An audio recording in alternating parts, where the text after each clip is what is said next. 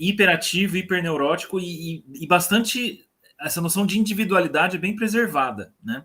Não é uma coisa assim que ele está esquecendo a individualidade, a personalidade, mas é muito forte, né? Essa hiperatividade e hiperneurose. E aí ele propõe, né, que talvez o que caracterize isso é a transitoriedade da vida, né? O que é? As coisas estão mudando muito rápido, você não consegue colocar uma narrativa coerente, então ele chama isso também de desnarrativização, né? Então tudo muda muito rápido, tudo perde o sentido. Tem um outro livro do Han, ele fala, né, que assim, as nossas experiências do tempo são só como pontos isolados, então assim, é um pouco aqui, um pouco ali, nada tem um sentido coerente. E aí a gente fica neurótico, né? Porque a gente quer garantir tudo, a gente quer tentar achar algum sentido no meio dessas coisas que são todas transitórias. Eu acho que tem algumas ligações aí também, né? Que eu coloquei aí, o Hartmut Rosa fala disso também, o ritmo da vida acelerado, e a gente não consegue acompanhar esse ritmo, né? E aí tudo fica muito incerto, tudo vira uma questão de risco. Eu não sei se lá na frente eu vou precisar, eu não sei se isso aqui pode ser importante, eu não sei se pode ser que eu tenha que mudar. Então a gente precisa abraçar o mundo inteiro para conseguir tentar conseguir alguma segurança, né? Então, assim, para dar alguns exemplos, eu tenho que estudar de tudo, né? Porque posso acabar em qualquer lugar, né? Currículo de universidade, né? A gente já conhece. Tem 1 milhão de disciplinas, meio que numa visão assim, eu posso acabar para esse lado, eu posso acabar ali, eu posso acabar ali, eu posso acabar ali, porque o futuro é todo muito incerto. Então a gente precisa pegar um pouco de cada coisa e aí, né, acaba nessa hiperatividade. Que é também o que o Giddens e o Beck chamam de reflexividade, né? A ideia da modernidade reflexiva, que é isso, eu preciso refletir em tudo, eu preciso buscar estar informado sobre todas as coisas, porque tudo tem uma implicação, tudo pode ser importante, né? Então, assim, eu preciso saber como que eu vou fazer tal coisa específica, como que eu vou botar o lixo para fora, como que eu vou cuidar da minha saúde mental, como eu vou cuidar daquilo, como eu vou cuidar dos meus filhos, como e aí eu compro um monte de curso no Instagram, né? Um monte de curso de Hotmart, e eu não consigo assistir nenhum, mas é porque tudo é importante, né? Tudo pode ser importante, tudo pode ter uma implicação, e aí eu me torno esse sujeito reflexivo e cansado, né? Sociedade do cansaço, essa hiperatividade. Porque tudo é muito transitório, tudo é muito fluido, né? Então, eu preciso tentar me garantir. Vocês querem comentar mais alguma coisa? Tem essa última frase aqui, mas vocês querem comentar alguma coisa até aqui? Vamos abrir aí. O Luiz, você acha que o que ele fala da Arendt aí tá de boa? Então, bem isso, né? Eu nunca tinha lido Hannah Arendt, mas eu vinha assim antes, né? Eu li recentemente. E aí tinha essa ideia mesmo, né? Ela fala de vida ativa e tal, né? E eu falei, faz sentido o que ele tá falando, né? E daí eu li esse livro, né? E não é isso assim que ela fala, nesse sentido de você tem que ser hiperativo e você não pode parar, e que a mais importante para ela né, ficar ativo. Mas ela fala assim, não, é que assim, você vai ficar ali, não é hiperatividade, né? Mas você precisa agir, né? Muitas vezes. Você precisa, para mudar as coisas, você precisa agir, né? Mas você, né, pode refletir e tal, né? Então, para ela, essa vida, como nós somos animais políticos, né? Seres políticos, que ela até busca lá em Aristóteles, né? A gente tem que ter né, essa vida comunitária, e ela não fala só assim, né, sei lá o que é para ela a vida política, né, não é você ir lá na esfera pública, no Senado, né, mas sim, é a vida, às vezes, na comunidade mesmo, né, essa vida comunitária ali na sua comunidade, nas suas relações, assim, né, então, assim, para ela, né, a solidão, você só fica nisso, mas você tem uma vida nesse sentido, né, tipo uma vida lá, né, opção beneditina, para ela é ruim, né? Mas não é assim, tem que ser sem parar e trabalhando e tem que estar toda hora ativo. Então esse que foi o equívoco dele. Tem até um artigo eu coloco aí de um cara brasileiro que ele analisou isso, exatamente falando, né, os equívocos da interpretação do bicho Han nesse sentido. Uhum. Colocar aí. Aqui eu entendi mais que o Han discordou dela entender essa degeneração da vida ativa, né? Porque para Arendt a vida ativa, assim, se degenerou porque o homem ficou mais animalesco. Para o Han não é, né? Para o Han, assim, degenerou não porque a gente está mais animalesco, mas talvez porque a gente está mais neurótico, né? Assim, Mais consciente às vezes até, né? esse animal laborans, assim, né, que ela cita, não é nesse sentido de ser animalesco. Ela fala assim, é, ela tem dois termos até, isso é bem complicado até nas traduções, né, da obra dela, porque ela tem dois termos. Ela fala a palavra trabalho e fala obra, né? E aí é aquela coisa do livro do Han, do não coisas, né? Então assim, o que é o seu trabalho ali, né? Você faz uma coisa que ele é só para te alimentar ali e não vai permanecer, né? A obra, ela permanece, né? O trabalho, não. Então, ela fala assim, muitas das coisas que a gente faz hoje, a gente só faz essa coisa assim, né? Passageira, tal, né? Você vai ali, você constrói coisas. É a sociedade lá a sociedade líquida, né? Do Bauman, Uhum. né? E já ela vai falar assim, não, isso é importante, né? A gente precisa ter essas coisas. Só que o problema é que a gente só tem essas coisas passageiras, né? A gente não tem mais, né, uma construção de uma coisa que vai ficar, né? Então mesmo ideias políticas que vão permanecer, ideias filosóficas que vão permanecer, relacionamentos que vão permanecer, né? Essas coisas, essa que na verdade é a maior diferenciação do que ela chama de animal laborans, né? O cara que trabalha só, né? E da pessoa. Tipo assim, pensa lá, né? A gente teve o evento ano passado, né? Lá com o Jorge. Do trabalhador, né? De entregador, dos Uhum. entregadores e tal, né? Microtrabalhos. O cara só trabalha ali, corrói a comunidade, ele não faz mais nada a não ser trabalhar. Né? Ele não constrói nada permanente, assim. Tipo, ele é mandado embora sem aviso prévio, né, de um Uber, sei lá o quê, não construiu nada, né, assim, pô, tá, Uhum. beleza, né, é isso mais, assim, essa que é mais um pouco essa visão desse animal laborans, né, versus Uhum. a obra, né, a pessoa que faz a obra. Tem umas É, é perguntas que, aí, pode falar, depois é passa que aí as perguntas. é, ainda me parece, assim, quando a gente fala disso, assim, desse trabalho sem sentido, uma visão assim do homem virando um animal, mesmo uma máquina, né? Uma peça numa máquina, né? O que me parece que o Han tá querendo colocar é que assim, mesmo parece que essa ideia já tem sido um pouco contrabalanceada, porque mesmo quando você fala de um Uber, né? Tem todo esse discurso em torno de você ser o seu próprio empreendedor, né? Então, assim, parece que anda quase lado a lado, porque ao mesmo tempo que é um trabalho baixo, assim, que você tá sendo explorado, né, por um aplicativo, mas ao mesmo tempo a pessoa é meio levada a acreditar que ela está sendo responsável pela vida dela, de que ela está cuidando dela mesma, que ela está consciente, ela está se gerenciando, né? De que ela está no comando.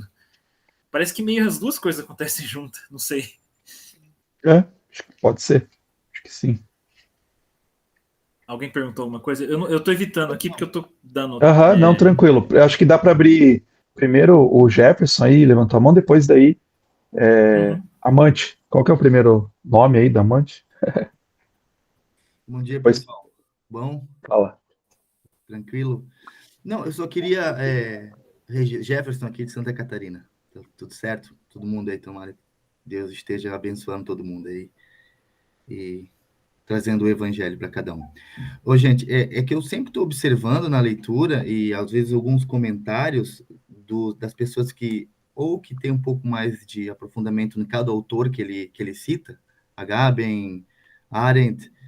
Por exemplo, eu mandei para o professor a crítica do Cristiano Dunker sobre Freud, né? Sempre tem uma galera que meio que discorda dele quando ele cita os autores, mas eu não vejo ninguém também, né, no mesmo sentido, ou ninguém criticar a grande tese dele, né, que é essa relação que ele traz sempre, né, a- da falta de negatividade, dessa positividade exacerbadora que não traz, né, um sentido crítico para a vida, né? E ninguém critica a grande tese dele, né? Mas o autor, sempre eu estou vendo que as pessoas falam, pô, mas olha o que ele falou de Agamben, não tá legal.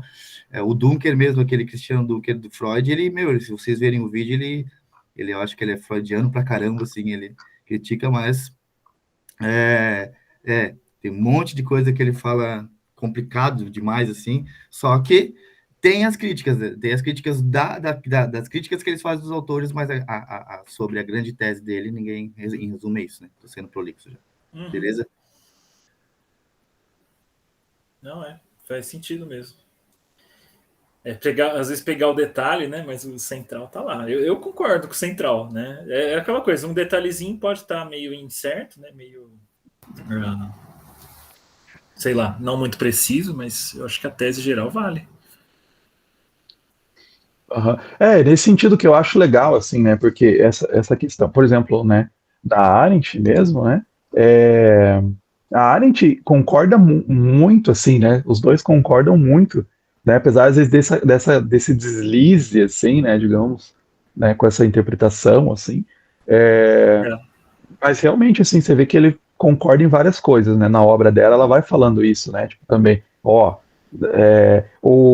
exemplo, tem uma parte, até que ele poderia, eu não sei se ele não lembro agora se ele chama isso em outro lugar, mas tem uma passagem dela lá nessa condição humana, né? Que é tradução aí é Vita Activa, que ela fala assim, tipo, o louvor do trabalho é uma coisa ruim, sabe? O louvor, assim, nessa coisa, assim, tipo, trabalho é tudo, o trabalho dignifica o homem e tal, né? E ela tá escrevendo, inclusive, no contexto dos Estados Unidos, né? Que tem muito essa visão, né? Do homem que se fez por si mesmo. Inclusive, você vai lendo, assim, você vai vendo umas cutucadas dela, tipo, cosmovisão estadunidense, assim, né? Então é legal isso. Mais alguém ia falar lá? Tem uma pergunta, eu vou ler aí, se você não tá vendo, né? Que foi assim, a opressão que você citou tem a ver com Foucault? Eu acho que tem sim, porque até nem é muito nesse livro que o Han trabalha isso, é mais na psicopolítica. Porque o Han, ele pega a ideia de biopolítica do Foucault e fala, olha, hoje não é mais um controle dos corpos, não é tanto controle biológico, mas é um controle mental, né, de psicológico, e num sentido assim, de que você tem que otimizar a sua psique, né, para ser produtivo, para ser eficiente. E eu acho que ele pega também a noção do Foucault de governamentalidade, né, que é aquela ideia assim, que para o Foucault ele fala que hoje não é mais uma pessoa oprimindo, né? Não é assim, é um cara que vai lá, um chefão que vai lá e oprime a pessoa, mas que assim, que tá todo mundo se policiando, né? Tá um olhando para o outro e fala, ó, você tem que fazer assim, você tem que comportar assim e tal. E às vezes o próprio indivíduo, às vezes se espelhando no que ele vê nos outros, ele mesmo se cobra, né? Ele fala, não, eu tenho que ter a minha psique otimizada, eu tenho que ter o meu corpo otimizado, eu tenho que me otimizar, né? Eu tenho que ser hiperativo, eu não posso deixar a peteca cair, eu tenho que estar sempre me atualizando e coisas desse tipo, e isso se torna uma opressão, né? Que aí é o que acho que está aqui no próximo. Aqui, ó, já seguindo, né? Fala que o próprio senhor se transformou no escravo de trabalho. Né? Na sociedade coercitiva, cada um carrega consigo o seu campo de trabalho. E a especificidade desse campo de trabalho é que somos ao mesmo tempo prisioneiro e vigia, vítima e agressor, né? Aí até coloquei aqui, né, que isso vem um pouco do Foucault, né, da psicopolítica, da governamentalidade, né? Eu acho bem interessante isso também, né? Acho que essa é uma das frases assim que caracteriza bastante o livro, né, Sociedade do Cansaço, porque isso aí ele pega e leva para todos os outros livros dele, né? Essa ideia de que eu mesmo me exploro, né? Pode seguir, gente? Alguém vai comentar mais alguma coisa? Eu tô pensando em seguir até o fim. Eu não sei se vai ficar bom assim, mas é porque eu consigo olhar para a cara de vocês. Porque se eu der alt tab aqui, ó, eu perco o slide. Uhum. Mano, Tá? sim, segue, depois a gente vai Vamos lá. conversar no final. Até porque não são. Espero que não sejam muitas ideias, né? Mas olha só, aí o Han ele fala que a solução de Arendt, porque aí o Han ele tá citando a Arendt, e aí ele fala que no final do livro da Arendt, a Arendt fala sobre a importância do pensamento como uma forma de agir significativo, né? E ele discorda um pouco, ele fala que essa ideia do pensamento assim, é uma solução superficial que ele chama de um auxílio emergencial e que acaba voltando a uma coisa de vida contemplativa, porque para ele a ideia de você pensar com clareza, pensar adequadamente, elaborar pensamento, isso está mais ligado a uma questão contemplativa, mais contemplativa do que ativo, né? É mais assim, do espírito do que do corpo, né? E aí ele fala, ó, que ela não consegue ver que precisamente a perda da capacidade contemplativa, que não por último depende da absolutização da vida ativa, é corresponsável pela histeria e nervosismo da sociedade ativa moderna. Assim, ele não tá, é aquela coisa, né? Ele não tá criticando tanto a Arendt, mas ele tá falando, olha, a Arendt, ela fala da vida ativa contra esse dualismo, mas no fim o que ela quer mostrar é que falta vida contemplativa mesmo, né? Que a gente está esquecendo da vida contemplativa, porque até quando ela fala do pensamento como uma forma de ação, ela está caminhando um pouco em direção à contemplação. Então a gente precisa entender a contemplação, talvez relacionar ela melhor também com a ação, né? Esse é sempre o desafio. Mas o que é essa vida contemplativa que dá esse sentido, né? Que dá uma agência correta? Acho que tem até o momento que ele cita. Aí, quando ele vai para o capítulo 5, ele cita alguns autores, até na tradição cristã, né? De monges e coisas assim, que é essa ideia de que você contempla para agir, né? E depois que você age, você contempla, é sempre uma coisa caminhando junto com a outra, né? O bordão lá dos monges, que é ora e labora, né? Então, orar e trabalhar, sempre essa coisa em harmonia, né? Uma coisa junto com a outra. E parece que o problema é que a gente está esquecido dessa vida contemplativa, né? Agora, assim, voltando um pouquinho nessa questão de transitoriedade que eu trabalhei ali, eu falei para o Luiz aqui no começo, né, que eu estou lendo esse livro e, ao mesmo tempo, eu estou relendo, né, o Capital Moral do Kuyper, Ro Kuyper, e eu achei uma citação assim, uma citação que se encaixa muito nessa ideia do indivíduo se explorar, né, e dessa hiperatividade que tem essa forma assim de é tudo muito transitório e eu tenho que me garantir, eu preciso trabalhar muito, né, para conseguir me estabelecer. E aí o Ro Kuyper ele está citando a obra do Beck, falando sobre essa individualização que acontece na modernidade. E olha só essa citação, eu achei sensacional para trazer aqui para a discussão do Han, tá? Ele fala que o individualismo burguês do século XIX foi um assunto de poucos, por isso foi menos importante que a individualização no âmbito do Estado assistencial, que se refere a cada pessoa. Então, o que o Beck está falando? Que hoje, essa ideia de individualização, né, do indivíduo como responsável pela sua própria vida, de definir sua identidade, definir seu trabalho, de se definir, isso no século XIX foi mais uma coisa dos burgueses, né, mais assim, dos românticos, da nobreza, né? E agora isso vai para cada pessoa, e quem tenta garantir isso é o Estado assistencial, né? E ele fala que, olha só, a emancipação que está em curso dentro do Estado assistencial e subverte as estruturas coletivas, como classe, família, Estado nacional, vizinhança, partido político, sindicato. O Estado desempenha um papel crucial aqui, considerando que ele toma o indivíduo como unidade básica para a concessão de direitos, assistências e benefícios. Então, essa ideia assim, de que agora o indivíduo constrói a sua vida, né, para ele. Então, assim, é tudo para ele, né, para o próprio indivíduo. A minha oportunidade de crescer na vida, de ser alguém, de construir minha história, minha narrativa, né, minha casa, minha vida, né, as minhas coisas. E o Estado ele vai dar essa infraestrutura, né, neutra, né, supostamente, que ele coloca como neutra, para que o indivíduo possa construir a sua identidade. Isso antes era o mercado, agora está mais o Estado, misturado com o mercado, né, o Estado garante o mercado, o Estado, essa ideologia liberal de que o indivíduo se constrói. E ele fala dessa individualização institucional, porque no Estado assistencial o cidadão é convidado a entender a si mesmo e se apresentar como indivíduo.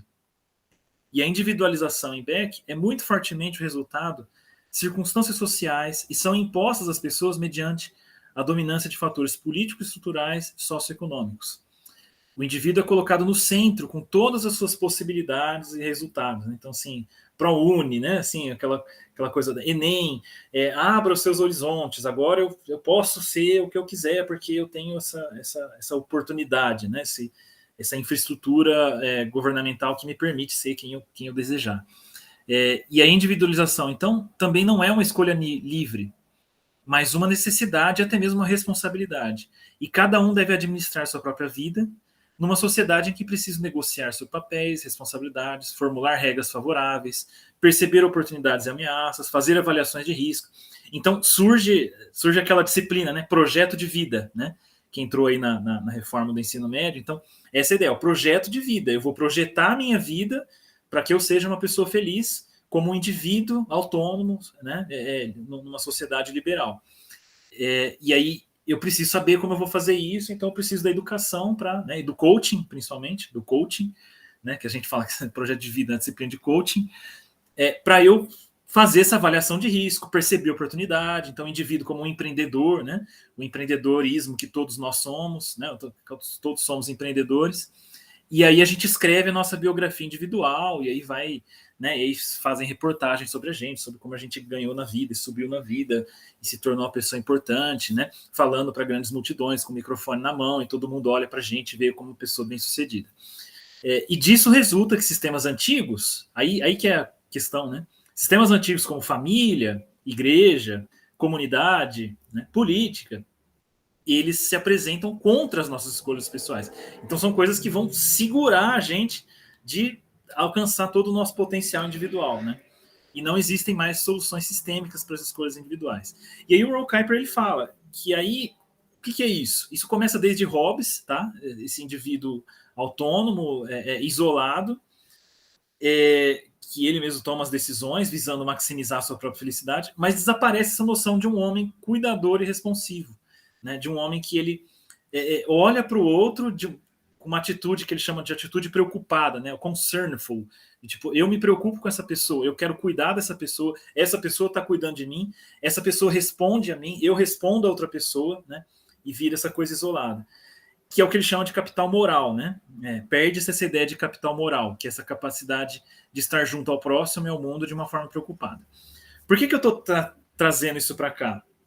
Porque me parece que é nesse ponto um pouco que o Byung-Chul Han quer chegar, né?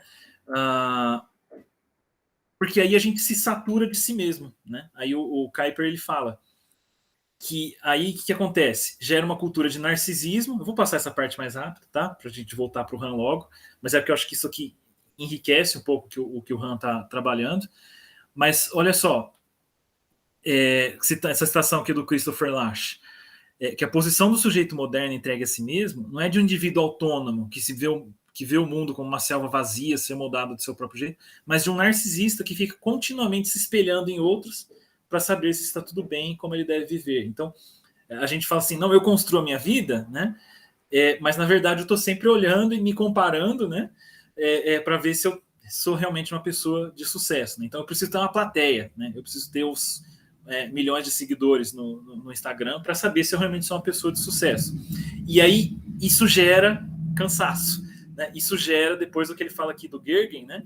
Que é a saturação do self, que é a aquisição de vários e disparatados potenciais de ser, gera inconsistências na pessoa. E as pessoas podem sofrer com isso, mas elas também podem chegar à conclusão de que cada verdade sobre si mesmo é uma construção do momento, verdadeira para um determinado tempo ou relação. Então, o que é isso? Eu adquiro vários selves, várias personalidades que eu tenho que gerenciar o tempo inteiro. Então, eu tenho que gerenciar o meu self na rede social, eu tenho que gerenciar o meu self na minha família, eu tenho que gerenciar o meu self no meu trabalho, tudo misturado de uma vez só, e eu tenho que estar sempre me atualizando, sempre me construindo, sempre nesse processo reflexivo, né, que até o Giddens chama isso de reflexividade, que agora eu tenho que olhar e refletir e ficar me policiando para ver se eu sou uma pessoa bacana, se eu sou uma pessoa bem-sucedida e que está gerando realmente sentido, né? E aí o mundo vira esse espelho do narcisista, né? Do narciso mesmo, que fica olhando na lagoa e vendo se está tudo certo. Então surge essa ansiedade e essa saturação, né? De estar sempre se policiando, se refletindo, né? O Sennett chama isso também de corrosão do caráter. E aí nessa ideia de que eu preciso trabalhar o tempo inteiro, porque é incerto, também tem risco, né? O Beck chama isso também de sociedade de risco, né? Porque tudo é arriscado, tudo pode ser que muda, né? Lá para frente pode ser que eu tenha que sair do emprego, lá para frente pode ser que eu tenha que virar ali, pode ser que eu tenha que separar, construir outra família, outros filhos, outra cidade, outra coisa. Então eu preciso ter tudo garantido. E aí isso gera essa saturação, né? Esse cansaço absurdo que que vai tomando aí as pessoas. E aí o Han chega no capítulo 5, né? Como é que a gente vai contrabalançar esses processos que têm acontecido, né? Eu acho que o Hunter ele não foca tanto nessa dimensão social, tá? Do problema do individualismo, mas eu acho que em outros livros ele toca um pouco mais nesse ponto, tá? Mas aí o Han ele fala, então, ok, como é que a gente vai reabilitar essa vida contemplativa contra essa hiperatividade, contra esse desejo de estar sempre se policiando, sempre se garantindo no mundo arriscado, no mundo transitório, no mundo complexo, que eu tenho que gerenciar várias personalidades ao mesmo tempo, né?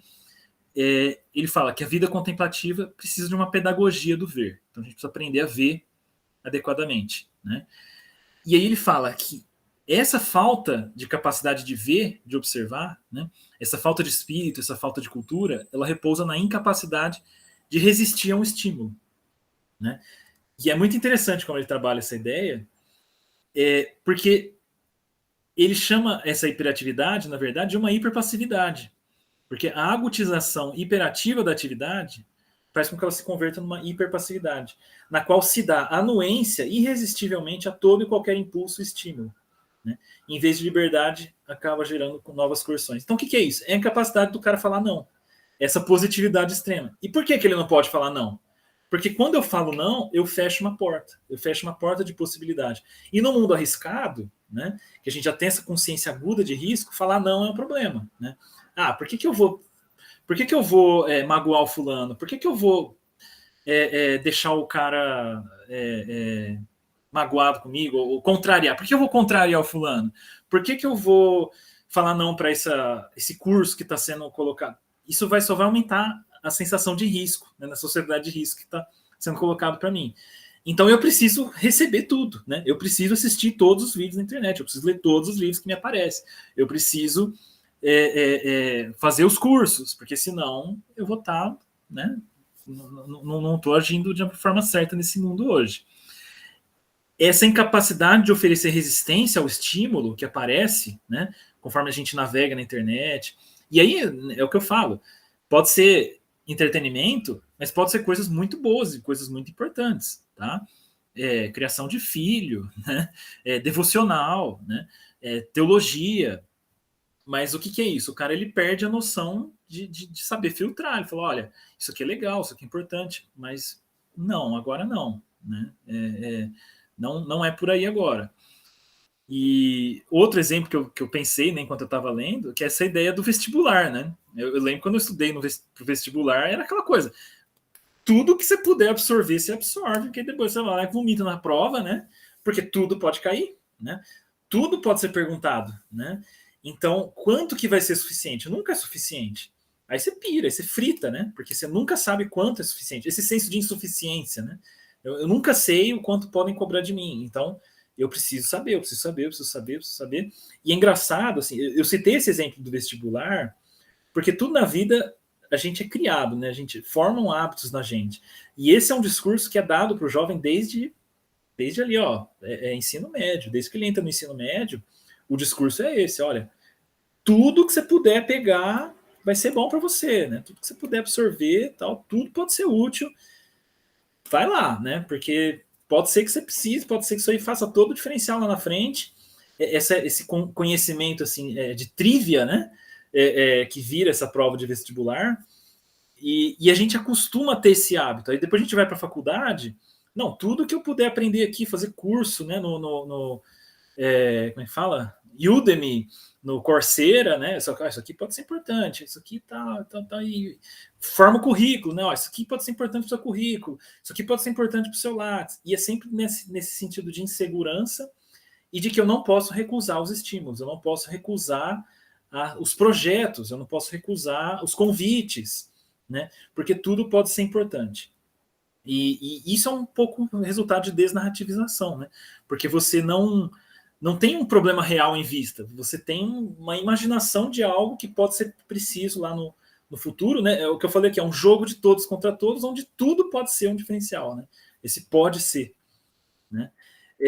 E aí ele fala que não só isso, você não resistir ao estímulo, mas também você não resistir, você não ficar feliz em ser interrompido, né?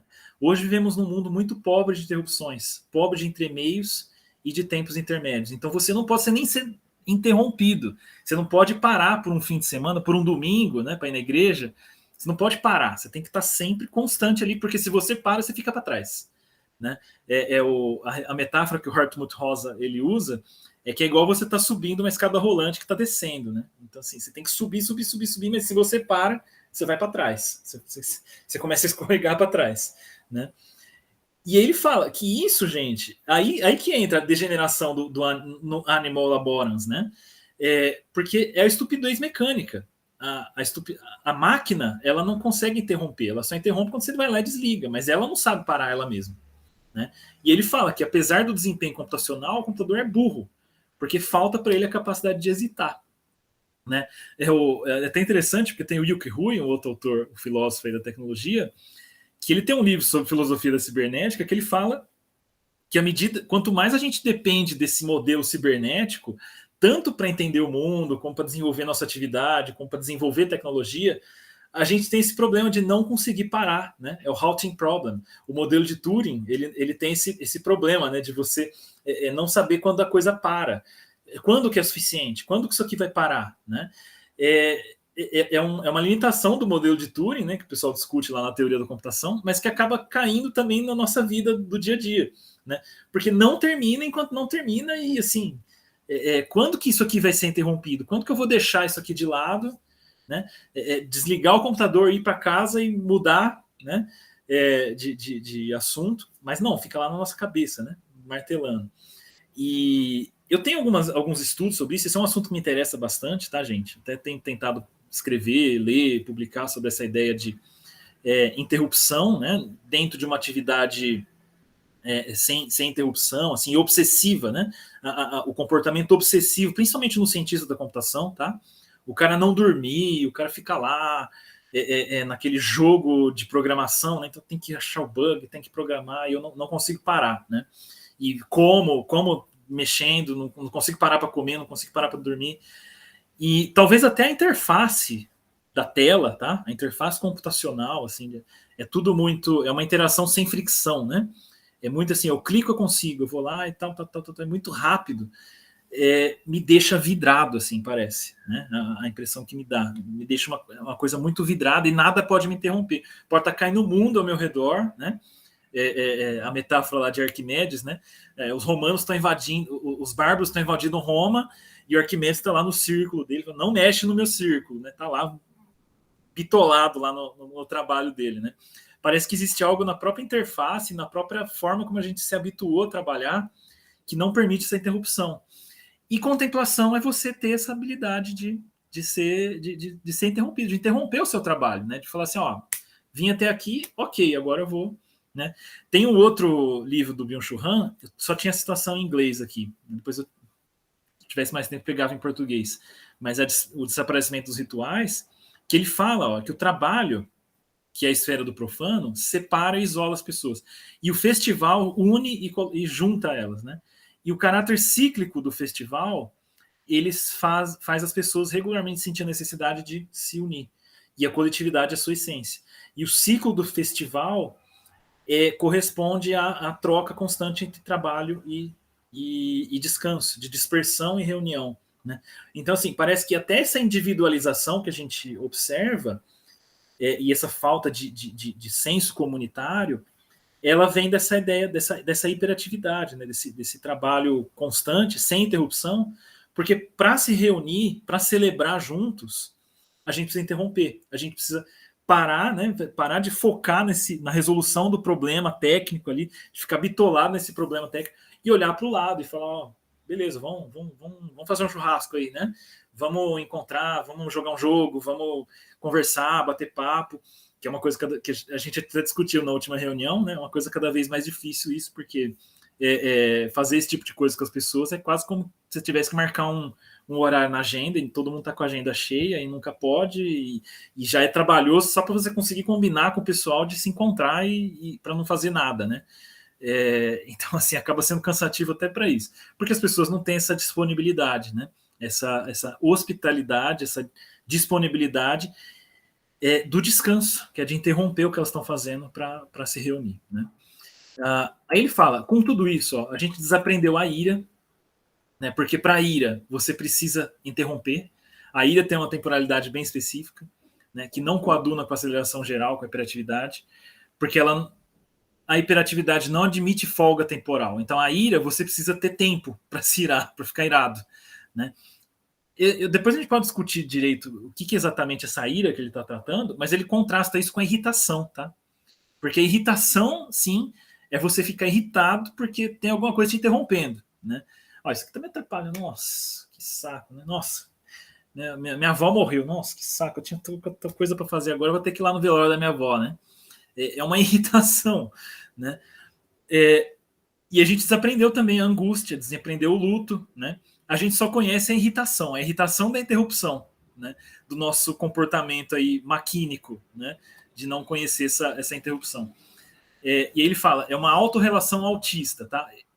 Se tiver algum psicólogo aí acho que pode discordar um pouco do Ram, porque eu não sei se esse adjetivo autista é o melhor, né? Talvez o Jurrei aí possa comentar alguma coisa. Eu até perguntei para um amigo meu que é psicólogo, né? Se vale a pena, assim, se é adequado a gente usar esse termo autista, tá? Mas dá para entender, tá? Essa ideia de você se fechar em si mesmo, né? Essa autorrelação assim fechada e quase que meio antissocial e bitolada, né? Esse termo bitolado, obsessivo.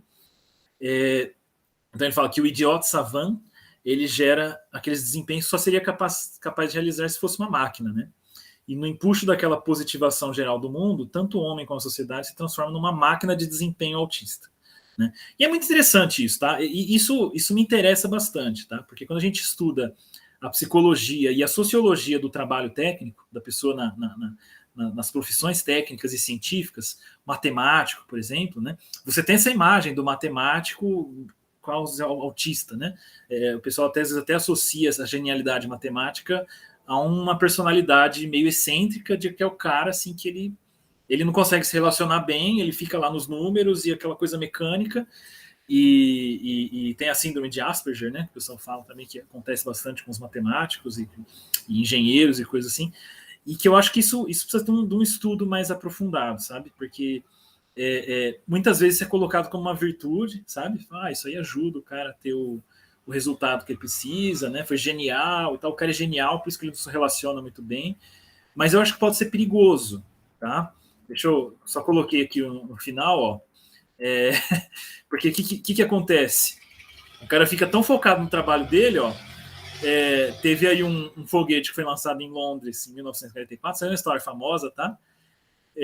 O foguete destruiu lá a parte da cidade em Londres, e perguntaram para o Werner von Braun, né, que era um dos engenheiros, o que você achou desse foguete?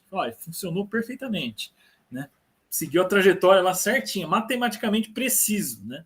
Ele não conseguia ver qual que era todo o significado daquilo. Então, às vezes, me parece que até esse problema ético na engenharia, na matemática, é essa incapacidade contemplativa, né?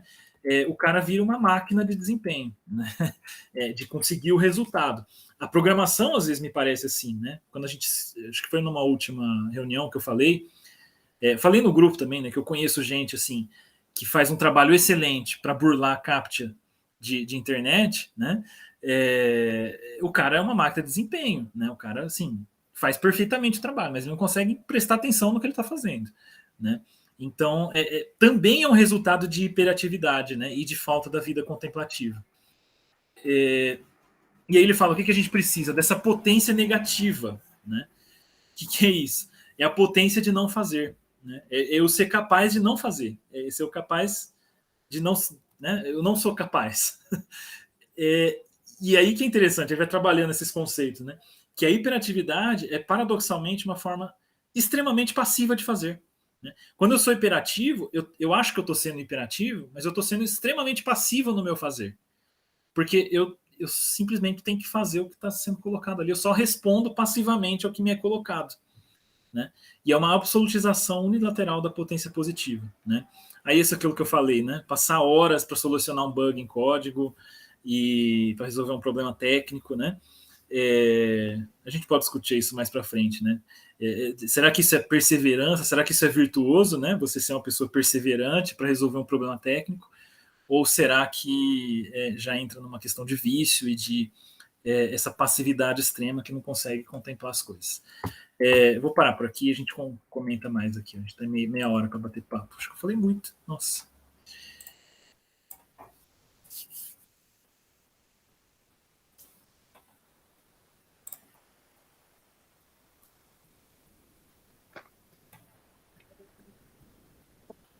E aí, gente?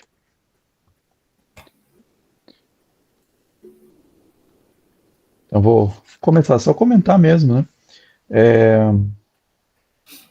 Eu acho que assim, né? Essa questão, né, da pedagogia do ver é muito legal, assim, né? Da gente retreinar, né? Eu tava lembrando, eu tenho esse livro aqui, ó. Deixa eu ver aqui. Aí. A superindústria do imaginário, né? Como o subtítulo é Como o capital transformou o olhar em trabalho e se apropriou de tudo que é visível. Né? Eu acho que é bem isso a busca, né? Tanto que você tem metaverso, né? Metaverso não. Metaverso, né? Que a ideia, a busca é isso, né? Se apropriar cada vez mais do nosso olhar, né? Que você não pode nunca, né? Parar de ver. Você tem que estar toda hora conectado, né? Tipo, eu acho que isso é uma das grandes coisas, com certeza, né? Que produz esse cansaço na gente, né? Sim, você tá lá, você tá trabalhando em tela direto, né, tal, 8, 10, 12 horas, aí você vai para casa e você continua, né, na tela. Então, assim, essa é reensinar a gente, né, a gente reaprender ao nosso olhar, né, a como focar o nosso olhar, né. Acho que essa é uma das grandes questões e grande problemática, né, desse capítulo. Uhum. Eu fiquei pensando, ainda mais com essa leitura do Kuyper que eu li, eu fico pensando se a questão da vida contemplativa e desse reaprender do olhar também a gente é um ato de fé, né? Porque parece que essa hiperatividade ela resulta dessa insegurança. Então eu preciso estar me atualizando, eu preciso estar trabalhando, porque pode ser que, né? Então me parece que até essa entrega, né? É o que a gente fala já, né? Da oração, né? Tem lá a prática da presença de Deus, a atitude da oração. É uma entrega, né? É uma atitude sabática também. Eu acho legal esse negócio da ira, né?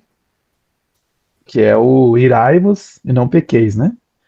Que é assim, né? Que eu acho que a irritação, ela, assim, uma interpretação minha, né? Eu acho que deve ter um conceito por trás aí que ele está pensando, né? Específico. Talvez o Agamben aí, né? Mas não sei, nunca li. Mas essa questão, né? De você, a irritação é aquela, tô indignado, né? Tipo, vou lá, que é um pouco que a Ana Arendt fala, assim, né? Tipo, você tá lá, não produziu ação. Você tá lá sentado se indignando, né? Tipo, bravo ali com a coisa, maldito capitalismo, né? Tal, e você não faz nada, né, pra mudar. E a ira não, é aquela coisa assim, tipo, não, vou pra. Não necessariamente isso, né? Tô falando no extremo, mas vou pra rua, né? Tipo os franceses, né? Qualquer coisa lá, os caras vão pra rua, queimam pneu e tal, né? Faz uma revolução e tal, né? Mas acho que é isso que é, né, exagerando um pouco, mas é a grande, acho que, diferença, né, do irá e né, porque ele fala assim, a ira é uma capacidade que está em condição de interromper um estado, né, fazer com que se inicie um novo estado, né, a irritabilidade não, você só fica irritado ali, né, tipo, e vai crescendo isso, né, você vai ficando irritado, só irritado, nossa, que vida, né, que eu tô vivendo, que coisa, né, mas eu não me gera aquela coisa de ir lá e mudar, né. Eu acho que até não precisa, às vezes, nem ser uma ação material, assim. Acho que só o fato de Sim, você parar e parar, né? Vai sim, orar. sim, sim, E sim. nem isso causa, né? Não tem aquele livro agora? Eu recebi ele essa semana, A Oração como um Ato Político, uma coisa assim, né? Que também né? Você pega exatamente, eu acho que a ação, inclusive que a Ana Arendt fala, não é necessariamente você ir lá, né?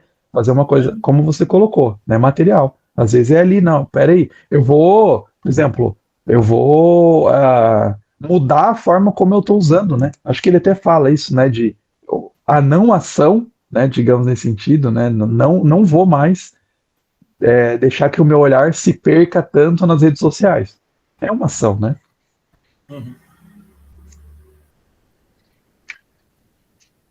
Sim. Mais alguém aí? Ainda sobre a vida contemplativa versus a vida, como que é, a vida ativa, eu entendo também que, de certa forma, pode ter um equívoco na parte do Kant, como compreende a Hannah Arendt.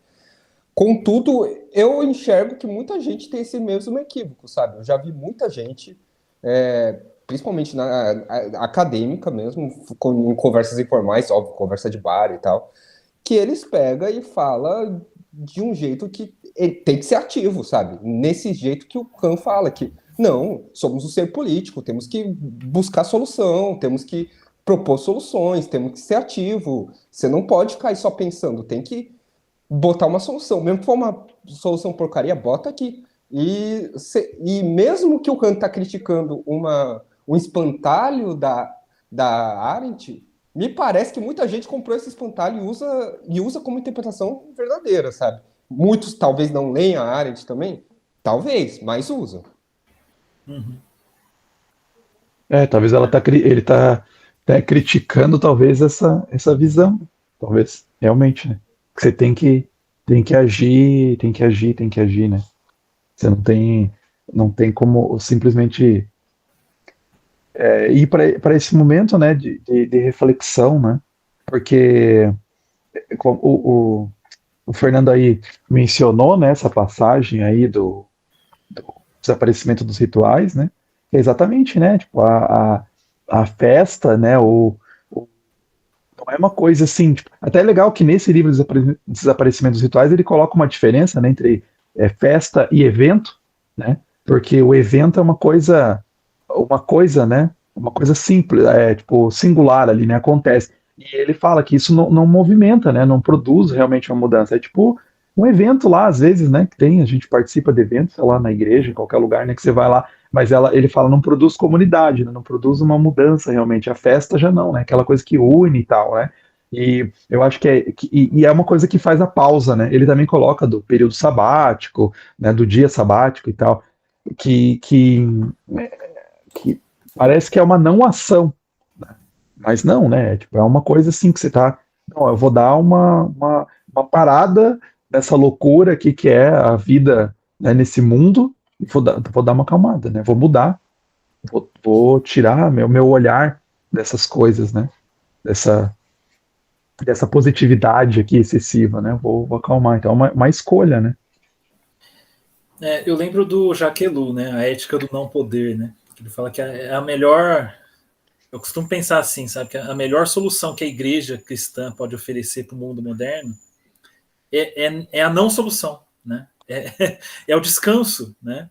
Porque parece assim que tá todo mundo, olha, como que a gente vai resolver os nossos problemas? Como que a gente vai tratar isso, tal, tal, tal. E eu acho que o cristão pode dar um testemunho contribuindo na direção de algo que melhore, né? Não é também você ser 100% passivo. Mas eu acho que, em última análise, é aquela questão, né, se você... Como é que é? Você tem que morrer para viver, né? Você tem que, olha, descansa, né? A gente não está aí para resolver tudo, né? É o que o Elu chama de não poder, né? É você falar assim, não, vamos descansar, vamos, ok, tem esse problema, mas entrega isso para Deus, né? A gente pode fazer algo, sim, mas em última análise a gente não é responsável pelo mundo girar, né? E eu acho que a igreja dá um testemunho quando ela, no meio de um mundo assim hiperativo, e às vezes com bons ideais, né? Às vezes assim, querendo estudar para assim, vamos melhorar o sistema político, vamos desenvolver tecnologia que ajude, tal, tal, tal. Pode ser a coisa assim mais idealista e mais correta e mais assim que causa um impacto mais positivo. Mas eu acho que ainda assim a contribuição maior da igreja é esse princípio sabático, né, de descanso e de confiança em Deus, de fé, né? E isso parece que até lança luz um pouco essa coisa que nós conversamos, acho, no primeiro encontro, no segundo, que era sobre o Han ser uma pessoa muito propositiva, sabe? De nós não encontrar muito bem um capítulo falando o que devemos fazer agora com a sociedade do cansaço. É porque ele não tem tanta pressa em dar uma resposta, sabe? Ele primeiro tateia, ele fala a respeito, vai jogando umas pistas aí, daí agora ele tá tateando falar sobre a vida contemplativa, parece. Eu ainda não li o livro. Mas, de qualquer jeito, é isso, né? De ele não ter pressa para dar uma resposta, porque hoje em dia todo mundo tem pressa para dar uma resposta e acaba que provavelmente a resposta dele, se fosse apressada, só serviria para ser cooptado pelo sistema e ajudar nessa mecânica da positividade que ele tanto critica. Uhum. Exatamente. É o que o Elu ele fala muito, assim. Acho que ele não usa essa metáfora, mas a gente lê muito ele tratando disso. É jogar a gasolina no fogo, né? Assim, aquela solução, assim. Vamos solucionar, né? Tentar combater fogo com fogo, né? Uma solução técnica para um problema técnico. Não adianta. Gente, eu queria ver se os meus amigos aqui, meus irmãos que estudam filosofia ou que já estudaram, né, concordam comigo também que nesses dois, pelo menos esses dois capítulos, ele fica dialogando muito com a estética na filosofia, né, sobre o belo e o sublime, e nessa relação de que, por exemplo, a falta da dor, a falta de uma contemplação, né, e a falta do sofrimento, da negatividade, como ele vem trazendo nos outros dois, não faz nós termos esse momento de observar o belo e ter um momento sublime, né? E faz a gente ter uma vida muito ativa, como você colocou já aí, né, professor Fernando, já em outra pegada que você observou nos seus estudos, né? Que daí tem essa relação do Estado, da imposição das coisas e da superatividade, e como na estética, né, dos ensinos básicos na filosofia, como eu estava vendo aqui o sublime contemplativo do poder e o sublime patético de Kant, toda essa conversa, Schiller, né? E esses caras que falam sobre essa relação do contemplativo, né?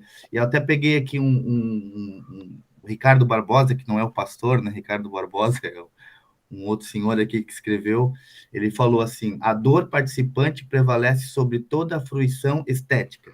Somente quando o sofrimento é uma mera ilusão e ficção, ou no caso de ocorrer na realidade, representa não imediatamente aos sentidos, e sim a imaginação. Pode tornar-se estético e suscitar um sentimento do sublime, né? Eu vejo que ele fala bastante sobre isso, né? Nessa base filosófica dele. Eu não sei se meus brothers mais filósofos aqui concordam comigo, mas eu vejo que ele sempre está trazendo essa relação dessa falta da visão estética sobre as coisas. E para mim, particularmente, né? Para mim, o Byung-Chul Han é interessante por causa disso, porque para mim parece sempre que até nós, dentro de um movimento de confissão, né, as relações estéticas a gente não observa, a gente só pratica, mas não reflete sobre ela, né? Não reflete sobre o que poderia ser belo e sublime, e a gente só é colocado, por exemplo, nessa relação da inclusão digital, né?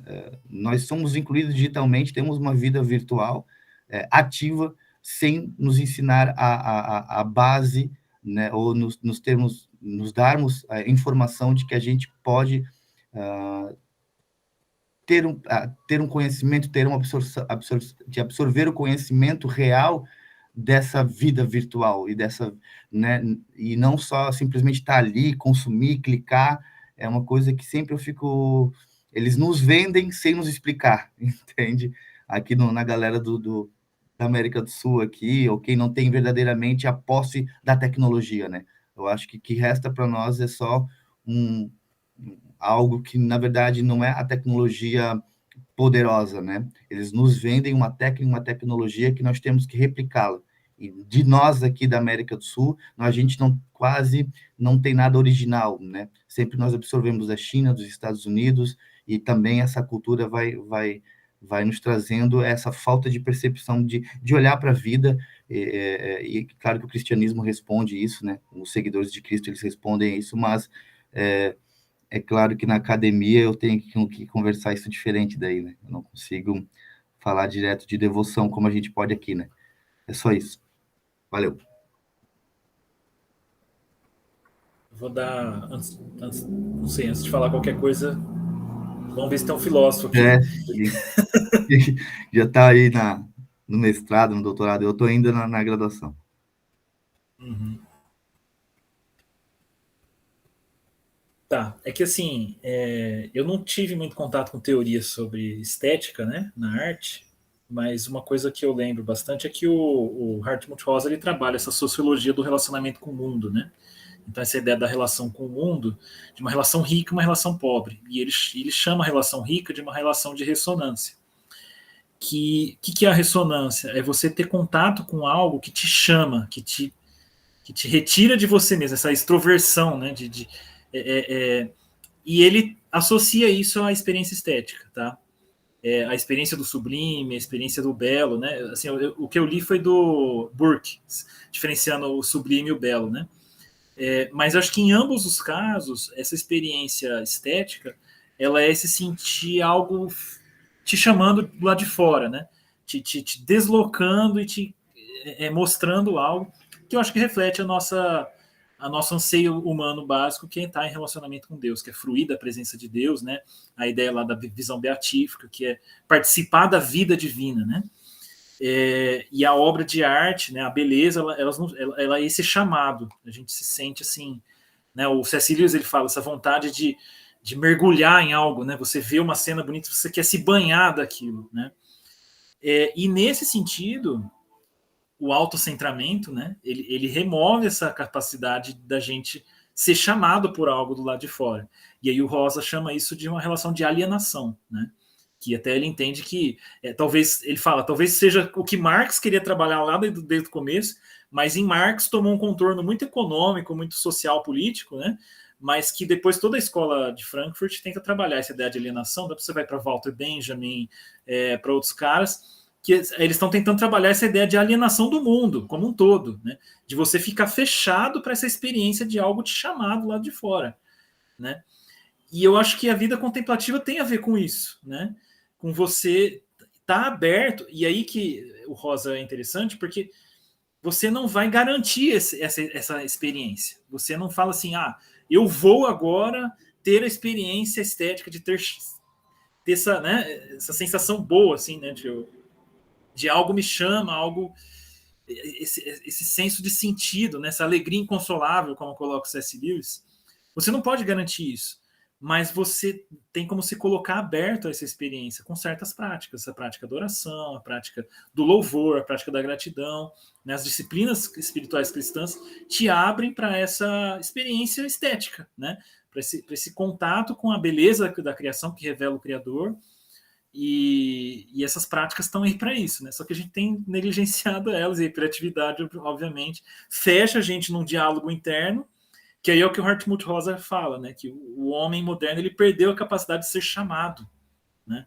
É sempre um diálogo interno, esse diálogo autista, né? O termo aí que o Han usa, que acho que pode não ser tão bom, mas tipo, eu tenho que resolver, esse é o problema lá, vira um comportamento cibernético, maquínico, que não tem esse espaço para esse chamado externo, né? Que também o Kuyper chama isso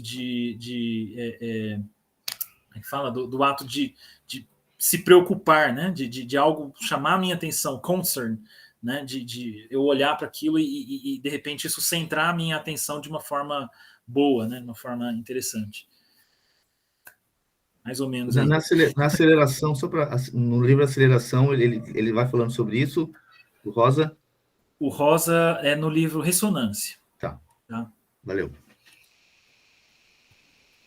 Que acho que não tem traduzido, infelizmente, mas assim, são as duas maiores obras, né, do Rosa, que é a Aceleração, que acho que ele diagnostica o problema, E o ressonância é que ele tenta teorizar melhor assim, em direção a uma solução, né?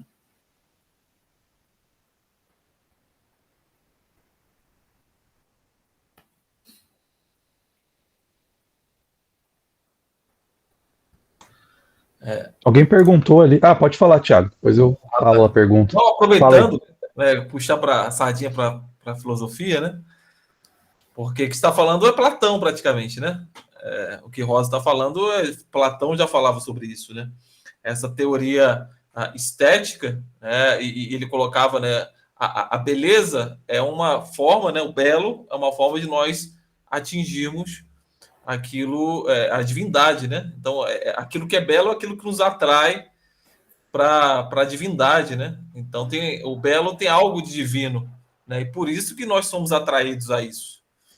Então, esse senso estético é muito importante. E aí está falando de vida ativa, a vida contemplativa. Aí eu lembrei também de Aristóteles, né? Que ele fala da zoe teorética, que é a tradução latina, né? Vita contemplativa é a tradução do grego.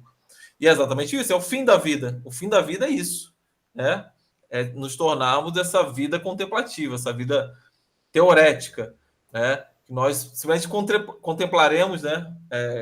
Diz o Platão, as ideias, né? É uma coisa muito, muito viajada, né? Mas seria basicamente isso, né? E a gente trazendo para colocar um neoplatônico, né? Agostinho, de nós nos desfrutarmos em Deus, né? Ele é o fim, né? Dessa vida teorética, dessa vida contemplativa, é o Senhor, né? Então, esse é o nosso alvo, né? De cada vez mais nos aproximarmos dele, nos desfrutarmos dele, né? E atingirmos isso. Então, tem tudo a ver com essa estética, né? Claro, uma estética ateísta, ela vai o belo pelo belo, né? É igual o Nietzsche fala, né? Uma flor, ela é bela por ser bela, e acabou. Eu tenho que contemplar ela só aquilo, é a flor mesmo, né? Mas nós enxergamos algo muito maior, né? O Agostinho fala, né? A gente vê algo divino ali, né? O Criador que fez. Então, eu acho que tem que associar isso. A gente perdeu muito.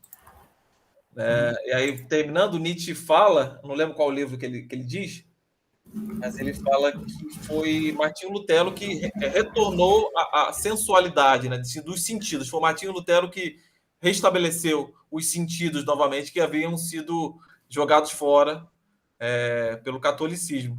E de forma a gente tem que restabelecer os sentidos novamente, né? Essa questão da contemplação e uma série de outras coisas que ficaram perdidas. Só isso. Valeu, galera. Tem que ir embora. Muito bom estar com vocês. Valeu, muito bom. Beleza. Eu até citei aí, eu coloquei, tem o Hans Boersma, né, que é um dos autores mais citados aí, discutidos hoje na área de espiritualidade cristã, que ele tenta reabilitar essa noção da visão beatífica, né, à luz até da reforma, porque o Boersma é reformado, né, e ele defende o que ele acredita ser até um platonismo cristão, né, ele fala não abraçar Platão completamente, mas nas linhas de Agostinho, né? Um agostinianismo, mas também não só Agostinho. Mas ele fala que tem toda uma tradição aí de que ele chama de platonismo cristão. Vê isso assim com bons olhos, né? Cuidado também para não exagerar, mas quer ver esse objetivo da vida cristã como participar da vida divina, né? O Boersma coloca essa ideia. Ele tenta puxar lá dos autores dos pais orientais, né? Gregório de Nazianzo, Basílio de Cesareia, esses temas, e ele entende isso aí. Até como uma forma de combater o ativismo que é comum no neocalvinismo, que é a tradição do Boersma, né? Então ele fala, surgiu aí a Kuyper, né? Kuyper, Doivert, toda essa tradução neocalvinista, ela tem esse ímpeto que pode acabar sendo ativista, e a gente precisa corrigir um pouco essa ênfase com essa noção de contemplação, né?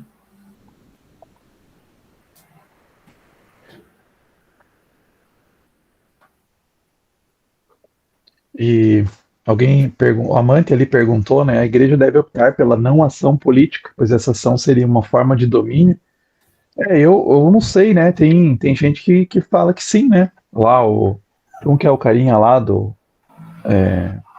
opção beneditina, né, o Dreher, ele fala que sim, né, você tinha que tentar diminuir essa participação. Eu já não concordo, né, não acho também que o Hans concordaria também, né, Só que é complicado os meios disso, né, como que você vai fazer essa ação política, né, aí é outra conversa, né, como fazer isso, né. O que eu diria é que, assim, pode ser uma forma de domínio, pode não ser, né? Depende muito da situação e depende muito de como você está pensando o arranjo institucional, né? Porque quando você fala igreja, eu acho que precisa tomar um cuidado também. Aí eu sigo um pouco o que o Guilherme de Carvalho fala, que é manter as instituições sociais nas suas devidas esferas, né? Então, assim, a igreja é um lugar dos sacramentos, da comunhão, né? Ela não pode virar um partido político, né? Não pode virar uma ONG, né? Assim, mas não que cristãos não possam participar de áreas políticas, não podem participar de ONGs, mas assim, é só não misturar muitas bolas, porque senão descaracteriza, né? Aí é um princípio aí caipiriano, né? Que é tomar esse cuidado com os arranjos institucionais, que acabam sendo como a forma como a gente vai fazer isso, né? Mas, assim, no geral, o que eu falei ali a melhor contribuição da igreja é o descanso, né? Não exclui, às vezes, a gente não trabalhar, a gente não propor alguma coisa, né? Mas eu acho que em tudo que a gente vai propor, a gente tem que fazer com a paz de Cristo, né? Com essa esperança e falar assim, olha, isso aqui a gente ainda não consegue, isso aqui... Eu falo assim, a gente na área de tecnologia, né? A tecnologia é um problema, é um labirinto, né? Tem um autor que eu leio que ele chama labirinto, a gente não sabe muito o que fazer ainda. E tudo bem, enquanto a gente não sabe, tudo bem, né? Deus está cuidando, né? Ele não pode virar uma coisa assim, não, vai dar tudo certo, não vou pensar, não vou fazer nada, vou seguir o rumo, aí já é um outro extremo, mas assim, também não pode pirar, né? E é bem legal, assim, que eu estava lendo, né, a Hannah Arendt estava fazendo uma disciplina sobre Hannah Arendt, né, participando, e é muito legal porque nesse livro A Condição Humana ela coloca, né, ela é uma filósofa política, e ela coloca essa questão da ação, e ela coloca um monte de elementos, ela é judia, né, mas ela coloca um monte de elementos cristãos, que ela fala assim, né, para as soluções para muitos problemas da política são elementos cristãos. Então ela fala assim, por exemplo, a questão da caridade. Fala assim, tem que trazer a caridade mais para a esfera política, né? A gente é muito, né, não pensa no bem comum na política. A gente pensa, né, a gente assim, né, no geral, os políticos, né?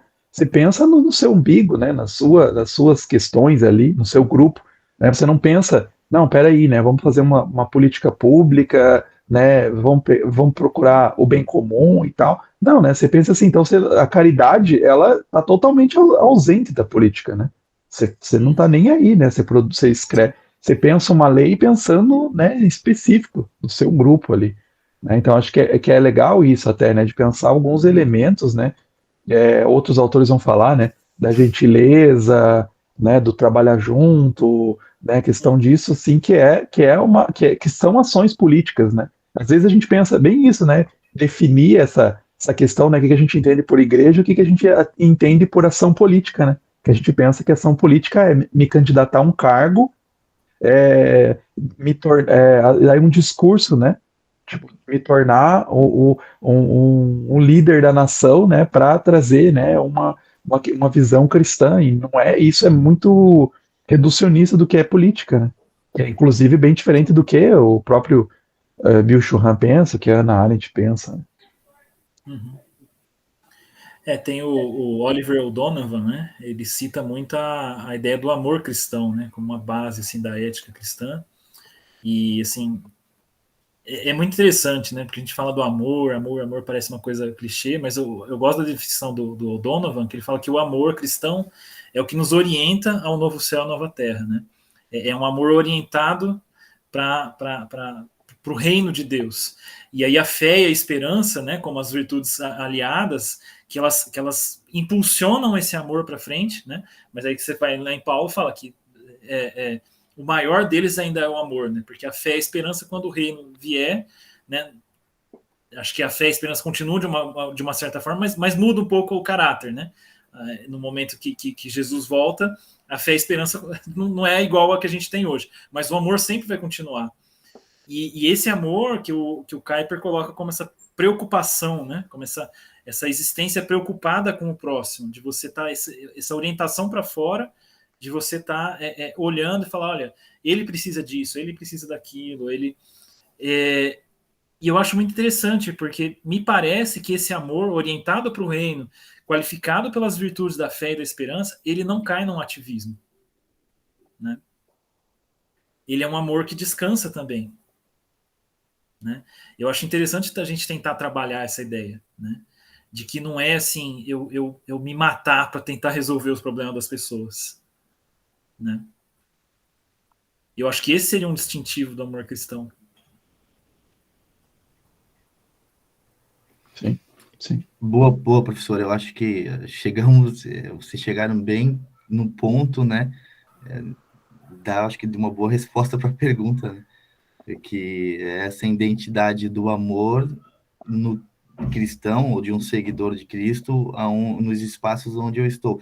Foi o que o professor falou, é muito confusa a relação de um agente público quando ele parece que isso se torna uma carreira, e quando se tem um amor cristão, eu acho que ele sabe a identidade dele, e ele sabe quais são os pontos de como ele agir politicamente, fora a instituição a igreja, né? Mas eu acho que o indivíduo livre, ele, se tiver se relacionando ou convencido pelo amor que foi do Espírito Santo, que ele convenceu sobre o pecado maior, e que ele, então, agora tem uma nova identidade em Cristo, ele sabe quais seriam os limites da ação dele pública, né? Eu acho que seria uma situação normal, assim, diante da sua caminhada, né? E eu acho que o que falta, principalmente no Brasil, né, professor, é meio complexo, é essa coisa de ter uma teologia, parece que quer resolver ativamente os problemas do mundo para trazer, então, uma solução cristã para tudo, que, na verdade, não é muito cristã, né? E também o agente público parece que ele tem uma carreira, ele não pode ser simplesmente um cara que trabalha na comunidade, né? Que está fazendo lá um ponto. E eu acho que a identidade está mesmo no que se colocou aí, no amor, né? Na relação direta de que eu preciso compartilhar aquilo que me foi dado, que é a graça de Deus, né? É bem interessante. Valeu. Uhum. De pensar, né? O amor tudo sofre, tudo espera, né? A gente perde esse senso de urgência, né? De assim, ai meu Deus, o candidato tal vai ganhar, minha vida vai acabar. A gente precisa votar para impedir isso, porque senão, meu Deus, vai ser o fim do mundo, né? O amor espera, né? Não tem paciência. Fala, gente, não vai ser por aí, vamos com calma. Né? Não vamos fazer qualquer coisa, porque pode ser bem pior, né? Isso aí. Uma coisa que eu acho interessante até é que, paradoxalmente, contrariamente a isso, a sociedade de hoje caminha muito mais para um discurso de um amor próprio, que é um negócio que você ouve em todo lugar. É tipo, você tem que amar si mesmo. E a solução é num amor direcionado a um outro, a uma alteridade, a uma negatividade, digamos assim, que é justamente daí casa com o negócio do Han. E é isso. O Wolff, né? Também o exclusão e abraço, né?